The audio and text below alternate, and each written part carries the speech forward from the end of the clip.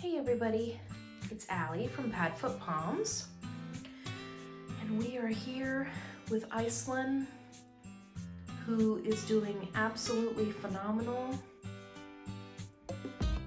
and has been taking care of her baby on her own with no coaching for the last 24 hours.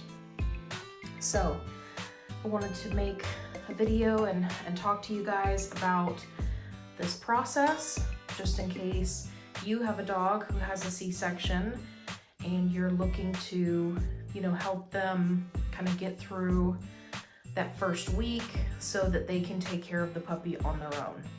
So stick around for some fluffy cuteness and some information. Okay. So we are here with our tiny male puppy who is currently doing laps, getting his exercise in, and Iceland, his mom, who has decided that she wants to chew a bone during this video. Iceland, it would really look better for the video if you were over here with your baby. I'm just saying.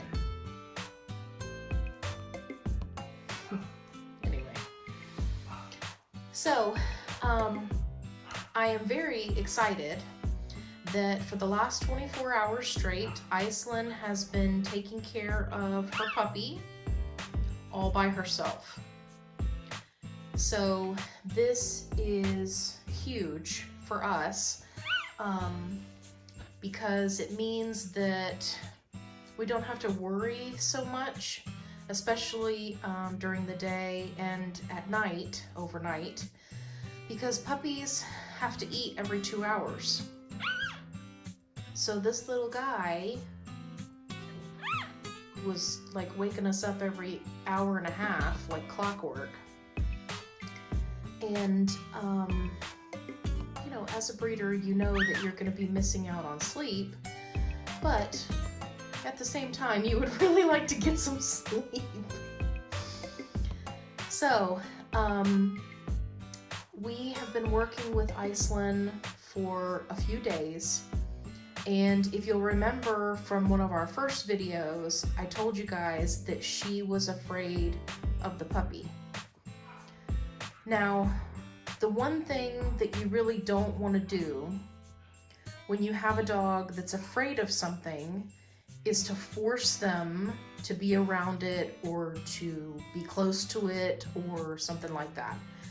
So what we did was we kind of instituted like this distraction method where we would put him on her to nurse, and we would pet her and love on her, give her treats, basically just distract her from the fact that there was a tiny puppy latched onto her.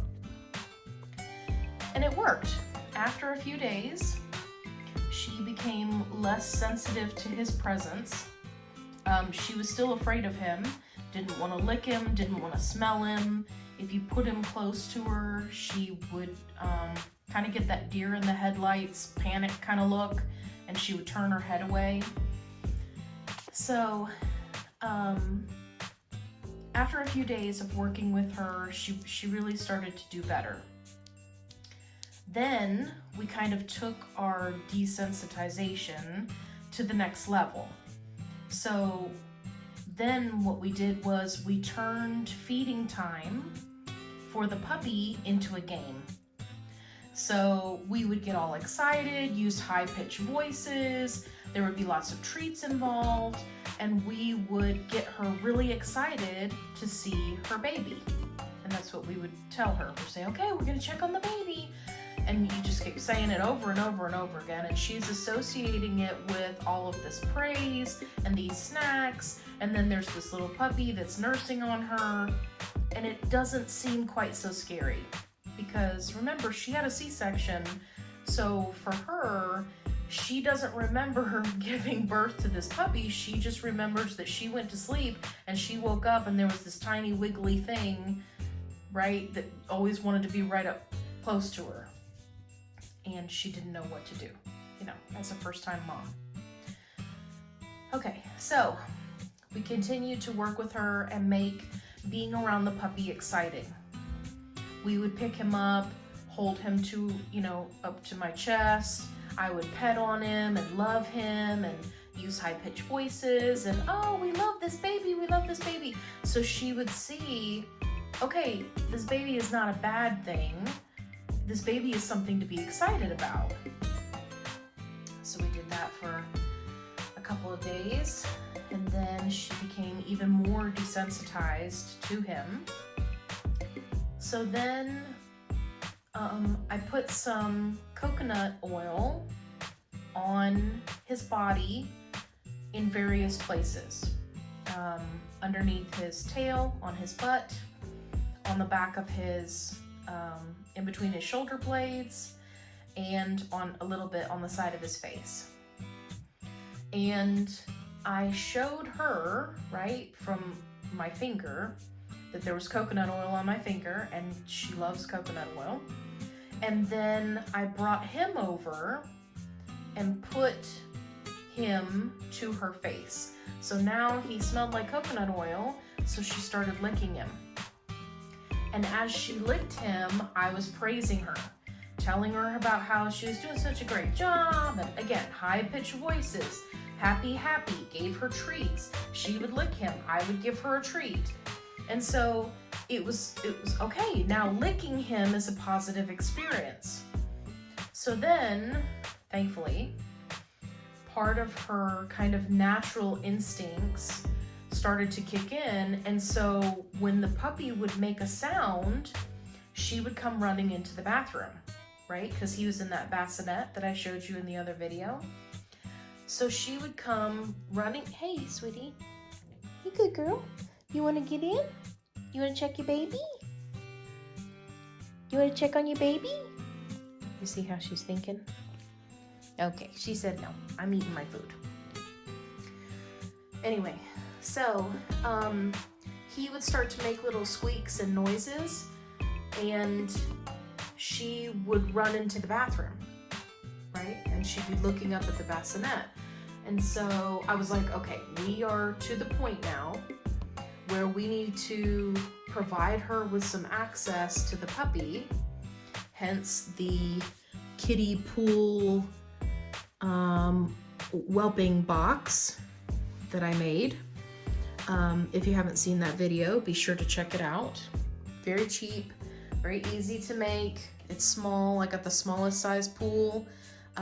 It doesn't take up a lot of space. So anyway, so we made this, and within 24 hours of making it, she took care of him all night. We checked on him every 2 hours. She was either feeding him or laying next to him or cleaning him. I've been checking him all over to make sure that she's not over cleaning him, because that's a concern that you may run into with first-time moms. They may actually clean them too much and make them raw, but she is doing great. She's doing great, and the puppy's doing great. So he has definitely been a lot more responsive while we're doing the ENS, which is the early neurological stimulation protocols that we do. We have other videos on that, so if you're not sure what that is, be sure to check those out. And he's been much more responsive in those. And I think it's because he's getting more attention. I mean, we're humans, right? And we do the best that we can, right? We're petting him, we're loving on him. His ears aren't open, so I mean, he can feel the vibrations of our voice, but he can't hear what we're saying for the most part. And it's just not the same as a dog, right? He knows what his mom smells like. He knows what, her licking him feels like, right? Because she's a dog. So I think that providing more of that attention for him has really just been phenomenal. And I'm very excited that Iceland has decided to grace us with her presence, but also that, you know, she's decided that she's really interested in taking care of him. And now every time he makes a sound, every time, you know, he gets to kicking in his sleep. See, she's coming to check. You gonna check on your baby? Good girl. Good girl. See, I'm sitting here in front of the little doorway, so that's why she hopped over. But see, this is a huge improvement from when we started. I mean, when we started, you couldn't even have her looking in the same direction as him when we would put him on her to nurse. And now she's laying with him, she's cleaning him, she's being affectionate with him, she's checking on him if he makes sounds. I mean, it's just been great. So I wanted to make this video and kind of talk about the process that we went through, because there are other videos out there about how to, you know, make your dog take care of their C-section puppy or puppies, and they always kind of rub me the wrong way. Not that they're not good videos, I'm not saying that, but just that it was a lot about, well, you just have to put the female in there and force her to do it and don't let her out, and, you know, if she gets aggressive with the puppy, you bop her on the nose. Like, you know, it just didn't feel right to me for our dogs, for our program. We like to take more of a holistic approach, you know? I mean, the reason why we love dogs is because they're emotional beings, right? And so to just kind of force this whole situation on a dog to quote unquote make her take care of the puppy, while that works, I think that if you're willing to put in the time and the effort, you can do it another way and have even better results. So I don't want to make it sound like we're taking all of the credit. Iceland has everything and every bit to do with this whole process as we do. This is one of the many reasons why it's important that you consider the temperament of your dog that you're either thinking about breeding or that you are breeding, for exact situations like this, because their temperament can make all of the difference. And Iceland, I mean, they just don't get any sweeter than Iceland. You know, she loves everybody she meets. She's very laid back, very even-keeled. So I couldn't be more proud of her and the progress that she's made. So anyway, I just wanted to make this video to kind of walk you guys through the steps of what we did, and to also give hope to somebody who maybe tried a more aggressive approach and we're gonna make you do it, you know, and it didn't work.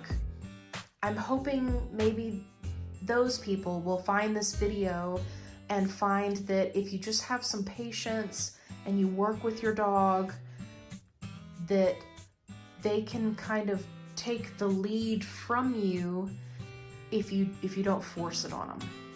So anyway, I hope that you found this video helpful. At the very least, I hope that you find this puppy adorable and that you love Iceland. Be sure to give Iceland a big thumbs up on this video because she is one stellar mama. And make sure that if you haven't, that you subscribe. We make videos about nutrition, about dog breeding, all sorts of fun and entertaining stuff.